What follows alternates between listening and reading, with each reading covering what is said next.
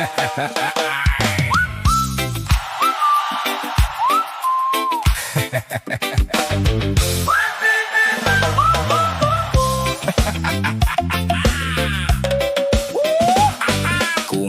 kumare, andyan ba si kumpare? Mare, ikaw nga dito ay pumarine at ako'y may isasangguni. Kasi si pare nakita ko may kasamang babae. Ay naku mare, ikaw nga muna ay maghunos dili, sapagkat si pare ay kumikiri sa kaakbay niyang babaeng sexy. Ako pa mismo na iyong kumpare ang saksi. Hinabol ko sila saan pumasok sa eskinita, at mukhang doon na sila malamang maggegera. 3 oras ang lumipas, siguro sila'y nakaraos na. Todo ang ngiti ng magkapareha, nakayari na.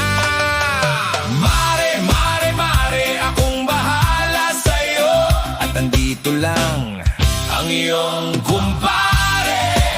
Sumandal ka lamang at patatahanin kita. Mare, oh mare, higpitan mo lang ang kapit at ilabas yan mare.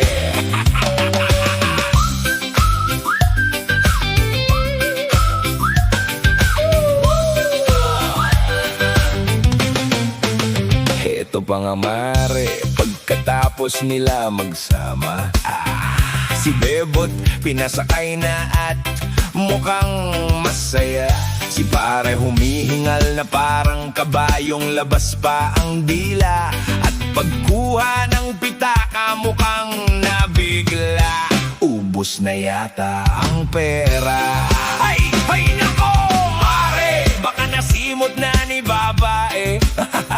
Pinagod na si pare sa kama, kasama pala. Kasama! Mare, tumahan ka na at baka may makakita pa. Ang pinto ay isasara ko muna. Mare, ikaw ba ay kalmado na? At ako muna sa'yo ay magpapasaya.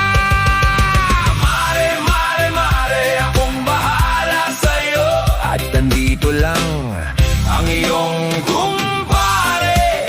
Sumandal ka lamang at patatahanin kita. Mare, oh mare, higpitan mo lang ang kapit at ilabas yan mare. Mare, mare, mare, akong bahala sa'yo, at andito lang ang iyong kumpare. Sumandal ka lamang at patatahanin kita. Mare, oh mare, oh mare, oh mare, oh mare, higpitan mo lang ang kapit at ilabas yan mare.